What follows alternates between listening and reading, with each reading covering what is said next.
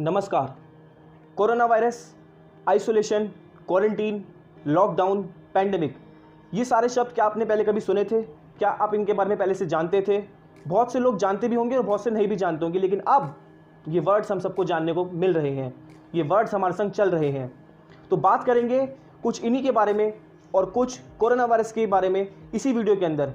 हाँ, तो बात कर लेते हैं ये कोरोना वायरस आया कहाँ से। कोरोना वायरस का पहला केस इंडिया में 31 जनवरी को देखा गया, जब एक इंसान में ये कोरोना वायरस के लक्षण पाए गए और वो इंसान केरला का था। और आज जब मैं ये वीडियो बना रहा हूँ, जब मैं आपके सामने ये बोल रहा हूँ, तो कोरोना वायरस के केस भारत के अंदर 3 लाख से ज़्यादा पार कर चुके हैं। वहीं 8,500 से लोगों की मौत भी हो चुकी है। कोरोना वायरस एक बहुत बड़ी बीमारी है जो अन्य देशों में भी बहुत तेज़ी से फैल रही है। अब ये बीमारी कैसे कंट्रोल की जा सके और कैसे कंट्रोल आगे होगी, इसके बारे में किसी को कुछ नहीं पता। कोरोना वायरस महामारी से क्या क्या हो रहा है, जैसे कि आप सब जानते हैं कि कोरोना वायरस महामारी हर इंसान के हर ज़ुबान पे बसी हुई है और सब के सब इसी के बारे में बात कर रहे हैं। लोगों की जानें जा रही हैं, लोगों की जॉब छूट रही हैं और बहुत सारी अन्य चीज़ें हो रही हैं। जो चीज़ नहीं देखी गई वो आज हो रही है, जिसके बारे में कल्पना भी नहीं करी गई वो आज हो रहा है। तो कोरोना वायरस एक बहुत बड़ी ट्रेजेडी बन गई है हमारे सामने, जिसके लिए हमें लड़ना है, जिसके लिए हमें सोचना है, जिसके लिए हमें देखना है। हमारे माननीय प्रधानमंत्री जी ने लॉकडाउन लगाया भारत के अंदर 24 मार्च को। लॉकडाउन 1 लगा, लॉकडाउन 2 लगा, लॉकडाउन 3 लगा और लॉकडाउन 4 लगा। अब इसको चरणबद्ध तरीके से खोला जा रहा है, धीरे धीरे स्टेप्स के अंदर खोला जा रहा है और इसके क्या इससे प्रभाव पड़ रहे हैं वो हमें देखने को मिल रहा है। जिस तरीके से भारत के अंदर जो केसेस हैं वो बहुत तेज़ी से बढ़ रहे हैं। भारत का नंबर कोरोना वायरस की लिस्ट के अंदर नंबर 4 पर आ गया है। मुंबई के अंदर, दिल्ली के अंदर, गुजरात के अंदर कितना बुरा हाल है, ऐसे ही और अन्य राज्य हैं जिनके अंदर बहुत बुरा हाल हो रहा है। तो ये हाल क्यों हो रहा है? ये हाल सिर्फ इसी बीमारी के चक्कर में हो रहा है। आपको पता ही है ये कोरोना वायरस कोई छोटी मोटी चीज़ तो है नहीं, इसने हमारा पूरा का पूरा लाइफस्टाइल ही चेंज करके रख दिया है। जहाँ पहले बहुत सारी चीज़ें अलग थी और अब बहुत सारी चीज़ें अलग हैं। फ्यूचर में क्या होने वाला है किसी को नहीं पता, फ्यूचर में किस तरह से चीज़ें जाने वाली है किसी को नहीं पता। और अब इस बीमारी के साथ साथ स्थितियाँ कैसे कैसे बदलेंगी ये हमें देखने को रोज़ मिल रहा है। हम टीवी में देखते हैं, हम अखबार में देखते हैं, हम न्यूज़ चैनल में देखते हैं, हम हर जगह देखते हैं कि स्थिति बहुत ज़्यादा खराब होती चली जा रही है। लेकिन ये एक बहुत बड़ा विषय बन गया है जिसके ऊपर आज मैं आपसे इसके बारे में बात कर रहा हूँ। हर एक सेक्टर के अंदर बहुत ज़्यादा दिक्कतें हो रही हैं, चाहे वो एजुकेशन सेक्टर ले लो, चाहे वो एग्रीकल्चर सेक्टर ले लो, चाहे वो हॉस्पिटल सेक्टर ले लो। बहुत सारा प्रभाव इस बीमारी का हमें देखने को मिल रहा है हर एक सेक्टर के ऊपर। बात करें इकोनॉमी की, तो इकोनॉमी के अंदर भी बहुत बुरा प्रभाव पड़ा हुआ है, जहां इकोनॉमी बहुत ज़्यादा डाउन हो चुकी है। इंडिया के साथ साथ अन्य देशों की भी बहुत सारी इकोनॉमी डाउन हो चुकी है। ये सब क्यों? ये सब इसी वायरस के चक्कर में हुआ है। सारे ही देश पूरी तरीके से तैयारी कर रहे हैं, पूरी तरीके से साथ दे रहे हैं अब एक दूसरे का कि किस तरीके से हम इस बीमारी के संग लड़ सकें और कैसे चीज़ों को संभाल सकें। अब बात कर लेते हैं कोरोना वायरस के प्रकोप की। तो जैसे कि आप सबको पता है कोरोना वायरस का प्रकोप बहुत तेजी से फैल रहा है और सबसे बड़ा और सबसे महत्वपूर्ण पॉइंट जो इस टाइम आता है वो है लोगों की जानें जा रही हैं। और लोगों की जानें बहुत ज़्यादा कीमती हैं और बहुत ही ज़्यादा लोग इसमें मर रहे हैं। और ये स्थिति जो है हर जगह पर बहुत ही ज़्यादा ख़राब हो चुकी है, क्योंकि लोगों की जानें बहुत तेज़ी से जाने लग गई हैं। लोग इस बीमारी से लड़ने की पूरी कोशिश कर रहे हैं। लोगों के अंदर आपको पता ही है एक डर बैठ गया है। आप जिससे भी बात कर लीजिए उस इंसान के अंदर थोड़ा बहुत डर बैठ गया है कि कैसे कोरोना वायरस की बीमारी कहीं उनको हो तो नहीं गई, या फिर इस बीमारी से कैसे लड़ा जा सके, कैसे इस बीमारी से जीता जा सके, या फिर क्या हमें कोरोना वायरस हो तो नहीं गया। तो एक दहशत का माहौल यहाँ पर लोगों के बीच के अंदर आ गया है। आप सबको पता है लोगों का लाइफस्टाइल चेंज हो रहा है, रहन सहन एकदम ही बदल गया है। जिस तरीके से लोग पहले अपनी ज़िंदगी व्यतीत करते थे अब वैसे बिल्कुल व्यतीत नहीं करते हैं। बहुत सारे बदलाव ज़िंदगी में हो रहे हैं। हेल्थ पूरी की पूरी डिसबैलेंस हो गई है, लोग अपनी हेल्थ के ऊपर अब बहुत ज़्यादा ध्यान देने लग गए हैं। वहीं दूसरी ओर लोगों की बहुत ज़्यादा जानें भी जा रही हैं। वहीं लोगों के स्वास्थ्य के ऊपर बात करी जाए तो जिन लोगों को पहले से ही काफ़ी बीमारियां थी उनको बहुत ज़्यादा डर घुसा हुआ है और बहुत ज़्यादा उनके लिए संकेत है इस कोरोना वायरस बीमारी का। चाहे वो कोई से भी मरीज हों, चाहे वो डायबिटीज़ के हों, चाहे वो किडनी के हों, चाहे वो ब्रेन के हों, चाहे वो लंग्स के हों, सारे ही मरीजों को एक बहुत बड़ा संकेत इस बीमारी से मिल गया है। और वहीं बात करें अब जवानों की भी, आप सोच रहे हैं कि जवान लोग सुरक्षित हैं, ऐसा बिल्कुल भी नहीं है। ये बीमारी किसी भी टाइम अपना प्रकोप दिखाती चली जा रही है। जवान लोगों की भी मृत्यु हो रही है, मिडिल एज लोगों की भी मृत्यु हो रही है और ओल्ड एज लोगों की भी मृत्यु हो रही है। ये सब आपको देखने को मिल रहा है। वहीं बात करी जाए क्लीनलीनेस की, अब हर इंसान जो है क्लीनलीनेस के ऊपर बहुत ध्यान दे रहा है, साफ सफाई के ऊपर बहुत ध्यान दे रहा है। भारत के अंदर हमेशा से ये एक बड़ी समस्या रही है कि यहाँ पर साफ सफाई के ऊपर ध्यान नहीं दिया जाता था, उतना ध्यान नहीं दिया जाता था। हमारे प्रधानमंत्री जी ने काफ़ी ऐसी क्लीनलीनेस ड्राइव चलाई, उसके बाद भी लोग सशक्त नहीं हुए, लोगों को संकेत मिलता रहा लेकिन उसके बाद भी लोग अवेयर नहीं हुए। वहीं आज इस बीमारी के चक्कर में बहुत ज़्यादा लोग क्लीन हो रहे हैं, बहुत ज़्यादा लोग हाइजीनिक हो रहे हैं और बहुत ज़्यादा स्वास्थ्य का भी ध्यान रखा जा रहा है। सबसे बड़ा प्रकोप और सबसे अहम इस बीमारी का वो यही है कि लोगों के अंदर दहशत पैदा हो गई है, साथ ही साथ लोग यहाँ पर डिप्रेशन में भी चले गए हैं। लोगों को समझ नहीं आ रहा है कि आने वाली स्थिति में क्या होगा या फिर अब क्या होगा, उनका जीवन कैसे व्यतीत होगा, क्या उनका लाइफस्टाइल में बहुत ज़्यादा बदलाव आ जाएगा क्या या थोड़ा कम आएगा, ये सब उनको समझने में बहुत परेशानी हो रही है। और वही बात करी जाए अब बच्चों की भी, तो आप सबको पता होगा बच्चे खेल कूद नहीं पा रहे हैं। जितने भी स्पोर्ट्स कॉम्प्लेक्सेस थे वो सारे के सारे बंद थे काफ़ी टाइम तक, अब जाकर वो खुल गए हैं, लेकिन लोगों के दिमाग में अभी भी ये डर है कि वो अपने बच्चों को खेलने कूदने नहीं दे रहे हैं। जो आज़ादी बच्चों को पहले मिला करती थी वो अब आज़ादी खत्म हो चुकी है। बच्चों के साथ साथ बात करी जाए बुजुर्ग लोगों की भी, तो आप सबको पता ही होगा बुजुर्गों को भी बहुत ज़्यादा ध्यान रखने की ज़रूरत है। खास तौर पर कोरोना वायरस सबसे ज़्यादा बुजुर्गों को हो रहा है, तो उनको कैसे बचाया जा सके, इसलिए कोरोना वायरस के प्रकोप में चलते ही प्रोडक्टिविटी हमारी बहुत खत्म हो चुकी है।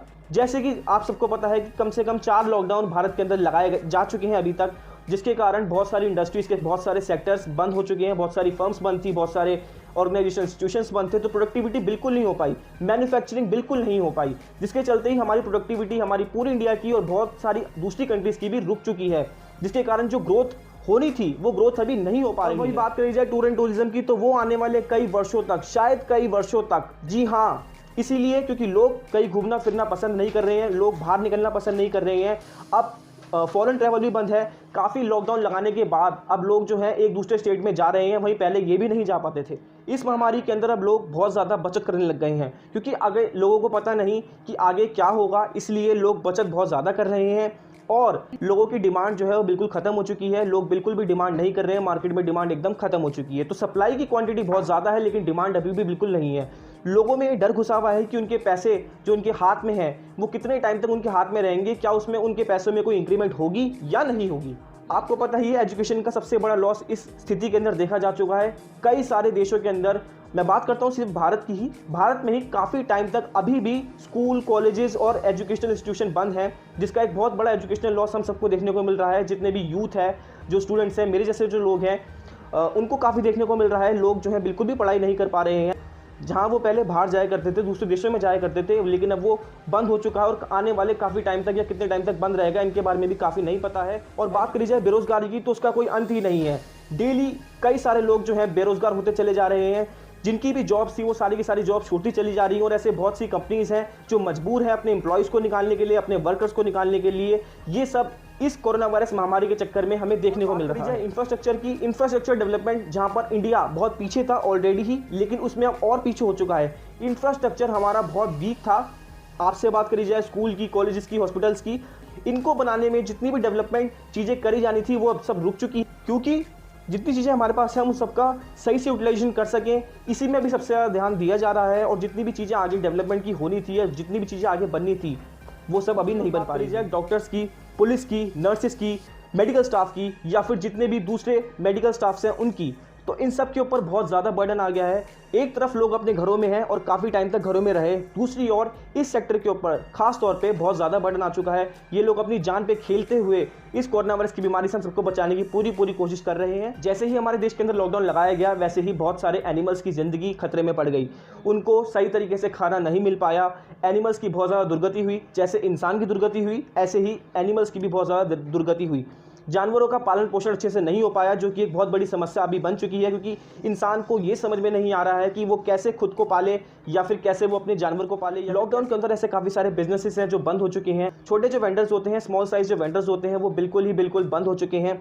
जहाँ पहले एक इंसान कुछ अपनी ठेली लगाकर पैसे कमाया करता था या फिर एक रेडी लगाकर पैसे कमाया करता था, वो सब बंद हो चुका है, क्योंकि वो कितने टाइम तक अब वो रेडी नहीं लगा पाएगा या फिर कितने टाइम तक वो उस बिजनेस में आ पाएगा, ये उसको खुद भी नहीं पता है। तो ऐसे बहुत सारे बिजनेसेस, फर्म्स ऑलरेडी बंद हो चुकी हैं ऑनलाइन बिजनेस की, तो वहाँ पर बहुत ज़्यादा बर्डन उनके पास आ गया है, क्योंकि अब मैक्सिमम लोग ऑनलाइन मंगाना चीज़ों को पसंद कर रहे हैं। जहाँ पहले लोग ऑनलाइन अवॉइड करते थे, अब वो उतना ही ऑनलाइन का यूज़ कर रहे हैं। सोशल गैदरिंग, बात करी जाए मिलने जुलने की, तो मिलना जुलना तो लोगों का खत्म सा हो गया है अब, क्योंकि जो लोग पहले घंटों बाहर जाते थे, पार्टीज करते थे, चीज़ों को ऑर्गेनाइज करते थे, वो सब चीज़ें अब ऑलमोस्ट बंद हो चुकी हैं। और कितने टाइम तक वो चीज़ें बंद रहेंगी या फिर कितने टाइम तक वो चीज़ों को कराने के बाद भी लोगों के दिमाग में डर बना रहेगा, इसका अभी तक कोई पता नहीं चल पाया है। एक सबसे बड़ी समस्या जो इस टाइम आ चुकी है वो है पॉपुलेशन की। भारत की पॉपुलेशन लगातार बढ़ती चली जा रही है। लोगों को समझना चाहिए इस बात को, लोगों को देखना चाहिए इस बात को कि पॉपुलेशन को कैसे कंट्रोल करना है। तो ये थे कुछ प्रकोप जो अभी मैंने आपको बताए इस महामारी के। अब बात कर लेते हैं थोड़ी अच्छी चीज़ों की जो इस महामारी से हमें सीखने को मिली है, हमें देखने को मिल रही है, या फिर हम बोले हम बहुत ज़्यादा अवेयर हो गए हैं। सबसे पहले चीज़ आती है हेल्थ और हाइजीन। लोग बहुत ज़्यादा अवेयर हो गए हैं अपनी हेल्थ से रिलेटेड, अपनी हाइजीन से रिलेटेड। जहाँ पहले लोग अपने शरीर के ऊपर नहीं ध्यान दिया करते थे, उतना ध्यान नहीं देते थे, लेकिन जितना आज दे रहे हैं वो बहुत ज़्यादा है। अब हर बार लोग सैनिटाइज करते हैं, खाना खाने से पहले प्रॉपर क्लीनलीनेस रखते हैं। ये सब चीज़ें क्यों हुई हैं? ये सब चीज़ें इसी बीमारी के चक्कर में हुई हैं। तो ये एक बहुत अच्छी चीज़ है जो हमें सीखने को मिली है, हमें देखने को मिली है। साफ़ सफाई बहुत ज़्यादा ज़रूरी हो गई हमारी लाइफ के अंदर, जो हमेशा होनी चाहिए थी। वहीं बीते लॉकडाउन के अंदर लोगों ने घर में खाना बनाने को देखा है, सोचा है और बनाया भी है बहुत सारे लोगों ने। तो ये एक बहुत अच्छी चीज़ है। लोग खुद ही घर में नए नए इनोवेशन कर रहे हैं, नई नई डिशेज़ बना रहे हैं, बाहर के खाने को अवॉइड कर रहे हैं, जो कि एक बहुत अच्छी बात है। जहाँ पर पहले लोग कंटिन्यूसली बाहर का खाना खाया करते थे जिससे उनकी तबीयत खराब हो जाया करती थी, लेकिन अब लोग खुद ही डेवलपमेंट कर रहे हैं अपने घरों के अंदर, अपने लोगों को सिखा रहे हैं, अपने घर के मेंबर्स को सिखा रहे हैं। वहीं बात करी जाए ऑनलाइन चीज़ों की, तो ऑनलाइन मीडिया का इस टाइम पर बहुत इंपॉर्टेंट रोल है, क्योंकि ऑनलाइन मीडिया के थ्रू ही हम आप सबसे बात कर पा रहे हैं। इनफैक्ट मैं आपसे बात कर पा रहा हूँ और आप सब लोग मुझे देख पा रहे हैं। जितने भी बिजनेसेस हैं वो ऑनलाइन वीडियो कॉन्फ्रेंसिंग करवा रहे हैं, मीटिंग्स करवा रहे हैं, वेबिनार्स करवा रहे हैं। तो वो सब क्यों हो पाया है? वो सब इस टेक्नोलॉजी के कारण हो पाया है, जिसके थ्रू हम सब के सब इंटरेक्ट कर पा रहे हैं आपसे। कि हमारी प्रकृति बहुत ज़्यादा साफ़ हो गई उन दिनों में, क्योंकि पॉल्यूशन बहुत ज़्यादा कम हो गया। मैं जिस शहर में रहता हूँ दिल्ली, वहाँ पर पॉल्यूशन बहुत ज़्यादा कम हो गया है। तीर्थ स्थलों के ऊपर जहाँ पर जैसे हम बात करें गंगा की, यमुना की या फिर कई अन्य नदियों की, जहाँ पर बहुत सारी इंडस्ट्रीज अपना वेस्ट डिस्पोज करा करती थी, लेकिन अब वो नदियाँ बहुत साफ़ हो गई हैं, पॉल्यूशन की मात्रा काफ़ी कम हो गई है। आप सबने देखा होगा लॉकडाउन के अंदर, ये महसूस किया होगा कि आपको भी बादल बहुत साफ देखने को मिले हैं। तो उसी का नतीजा है कि पॉल्यूशन की मात्रा काफ़ी कम होती चली गई है। एक ग्लोबल इम्पैक्ट हमारे एनवायरनमेंट के ऊपर देखने को मिला है। लॉकडाउन के अंदर ये एक बहुत सी चीज़ निकल कर आई है कि लोग अपने घरों में रहते हैं और इसके साथ साथ वो अपने घर के लोगों को समझते हैं। फैमिली रिलेशंस बहुत ज़्यादा इंप्रूव हो गए हैं, जहाँ पर पहले पेरेंट्स अपने बच्चों से बात नहीं कर पाते थे क्योंकि उनके पास टाइम ही नहीं होता था, या फिर बच्चे पेरेंट्स से बात नहीं कर पाते थे क्योंकि उनके पास टाइम नहीं होता था। लेकिन अब इस लॉकडाउन के चलते जो पीछे गया है, इसके थ्रू हम सब आपस में मिलजुल कर रह रहे हैं, एक दूसरे के संग बात कर रहे हैं, उनको समझ रहे हैं, और क्या क्या चीज़ें हमें अपने घर वालों से सीखने को मिल रही हैं।